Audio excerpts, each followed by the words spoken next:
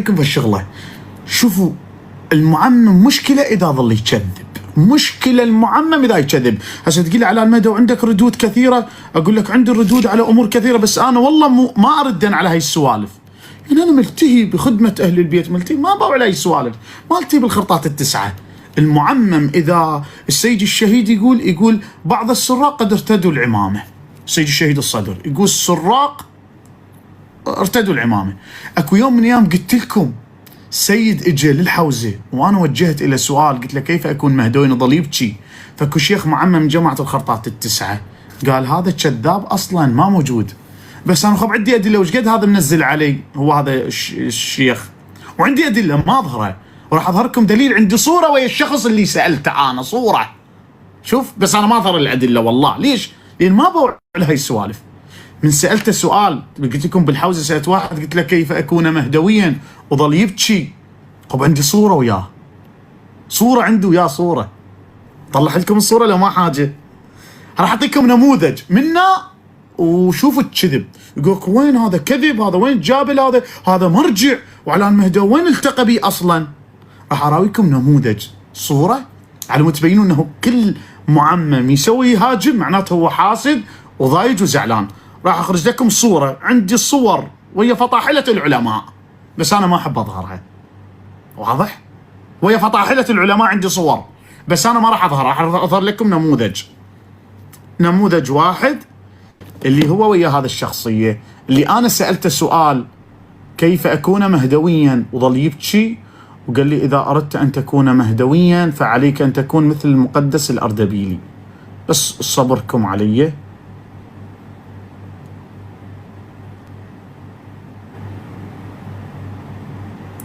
ثواني من وقتكم، بارك الله فيكم.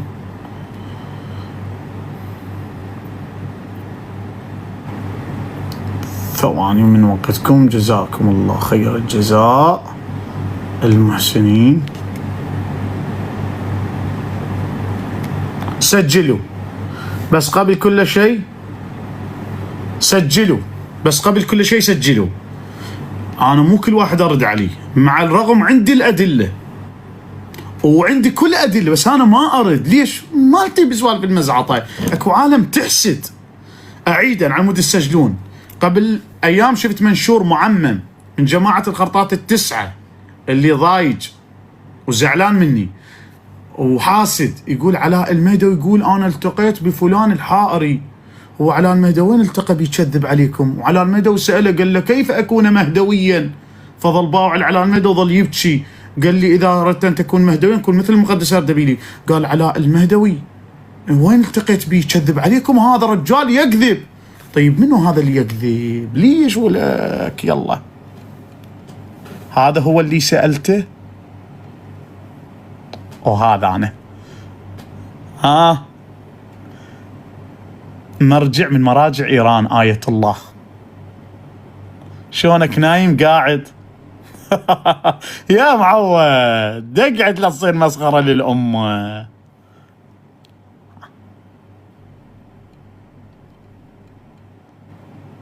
شفتوا شلون حبابي كيوت؟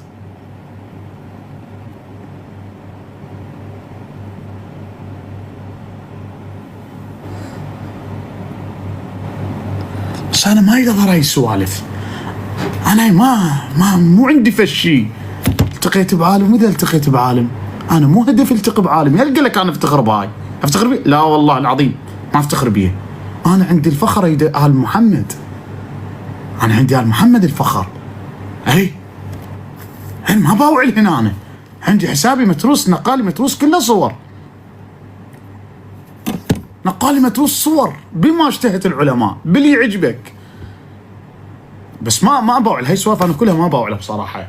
انا عندي محمد وآل محمد الفخر. اذا صاحب الزمان علمت بانه راض علي، علمت بصاحب الزمان. هسه تقول لي حوزه، اقول لك عم اعتبرني ما داخل الحوزه ولا دارس. واحد يقول لي شيء، اقول له ما افتخر واقع. اي صح انا ما افتخر. تقول لي ما تفتخر دارس حوزه؟ اي يعني بصراحه مو ذاك الفخر. ليش؟ لان ما اعطتني اللي اريده. اللي اريده ادور عليه ما جاي احصلنا بالحوزه واقعا، يعني ما جاي احصله.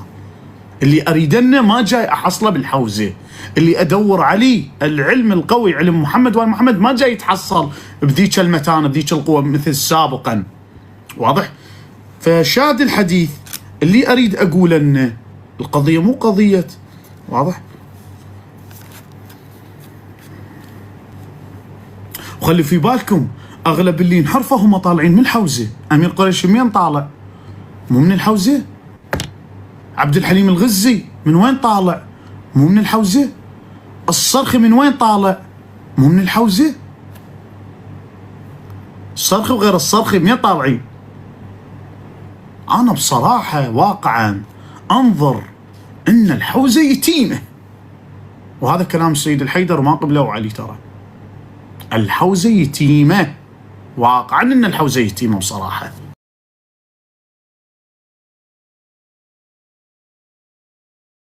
اللي تريده من آل محمد يعني لو اسولف لك امور تنصدم بيها بصراحه. اكو امور والله العظيم لو اسولفها خيركم يبقى على التشيع، بس انا خاف على هاي العالم. خاف العالم تشفط والله. تخلوها سكته يا معود، تخلوها سكته. اكو امور لو انفتحت الملفات مالتها اقسم بالله العلي العظيم خيركم يبقى على التشيع، على الصدمات اللي الطراقيع اللي تصير. حقها العالم من تطفر عمي، حقها العالم من تشفط وتطلع، حقها. يعني تشوف الويلات بصراحه. عموما احنا ما نريد نروح بهذا المجال بصراحه، بس اللي اريد اقول انه انا تقول لي دارس وما اقول لك ما افتخر، انا ما اعتبرني كل شيء ما دارس. تقول لي التقيت بعلماء اقول لك اعتبرني ما التقيت. بصراحه ما اعتبره موضوع فخر قوي للامانه. انا عندي اساس اصل، عندي محمد وآل محمد. انا عندي محمد وآل محمد، هم ذول رضاهم رضا الله تعالى، مو بالضروره ارضي مولاك ومولاي ابد. واضح؟ التشيع الحقيقي يؤخذ من أهل البيت ومنه ومن العلماء الربانيون. ترى العلماء مساكين، ترى العالم جاي تمشي باسمهم. السيستاني قاعد ببيته دام ظله والعالم جاي تمشي باسمه وقاعد تكرر الناس بالتشيع. السيستاني بريء من هذه الأفعال. السيد الشيرازي، السيد الخامنئي، السيد مقتدى الصدر، علماءنا قادتنا، ترى ذولي أبرياء والله العلي العظيم، أبرياء. ترى الناس اللي قاعد تمشي باسمهم هي هاي اللي قاعد تخلي العالم تلعب رواحته. هذولي ربانيون، هذولي علماء أجلاء. خب كل شيء ماذا يحدث؟ خب هو ما يدري بماذا يجري. فانتبهوا، مو كل واحد شداله بيضة وسودة وهاي هي وانتهت. انتبهوا. يقولون للسيد الشهيد المعمم سارق، يقول لهم لا، السارق ارتدى عمامه.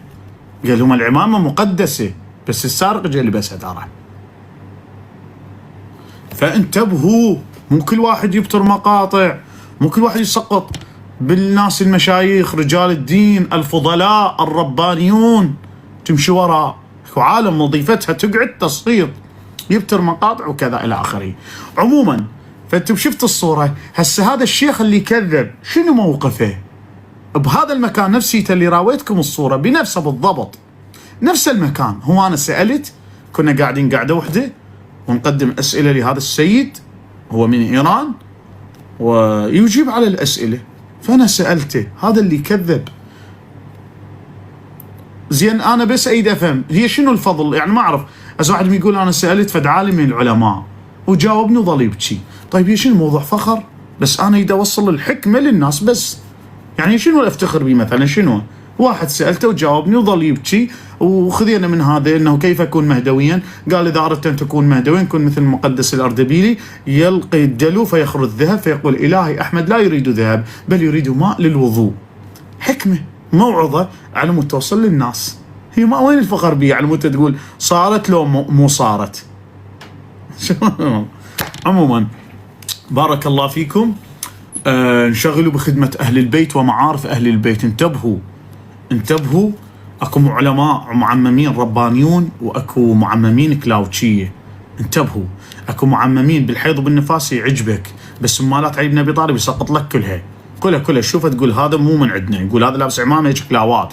ففرقوا بين العالم المعمم الرباني وبين المعمم الكلاوتشي. دير بالك، فرق بينهم ذولي، ترى اثنيناتهم يلبسون العمامه، احذر منهم، كون مع العالم الرباني. بارك الله فيكم، هذه وصيه للشباب، جزاكم الله خير الجزاء. يلا شيروا لنا البث، حياكم الله. ونحترم جميع العلماء الربانيون، علماءنا الأجلاء، نحترم آل الصدر وآل السيستاني وآل الشيرازي، ونحترم الخامنئي وكل قادة التشيع. بس خلف الكواليس للأسف قاعد أناس تمشي بأسمائهم وهم براء من هذا الأمر. الله يبارك بكم.